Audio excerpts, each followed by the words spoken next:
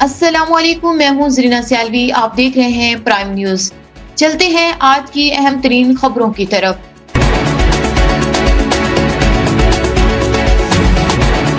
Senator doctor غوث خان نیازی، صدر پاکستان مسلم league نون، ضلع خوشاب ممبر زکوٰۃ و عشر کونسل پنجاب اسمبلی کے کمیٹی روم میں زکوٰۃ و عشر کونسل پنجاب کی سب کمیٹی کے اجلاس میں شرکت کی اور بطور کنوینس کمیٹی اجلاس کی صدارت کی۔ اس میں نوید اسلم خان لودھی، ایم پی اے محمد زبیر خان، ایم پی اے مولانا بدر الزمان، ممبر پنجاب زکوٰۃ کونسل محترمہ حمیدہ جلال ایم پی اے اور محکمہ زکوٰۃ کے افسران شریک ہوئے۔ اس میں عاملین زکوٰۃ اور زکوٰۃ پیڈ سٹاف کی درخواستوں پر غور کیا گیا، جس میں اس کی تنخواہوں میں فوری طور پر 15% اضافہ کی سفارش کی گئی۔ نیز محکمہ زکوٰۃ کو ہدایت کی گئی کہ ان ملازمین کے سروس سٹرکچر کے بارے دوبارہ کابینہ کو سمری بھیجی جائے تاکہ ان ملازمین کو تحفظ حاصل ہو سکے۔ اس بات کی سفارش کی گئی کہ 90 دن سے کم چھٹی لینے کے لیے اختیارات ضلعی سطح پر منتقل کیے جائیں۔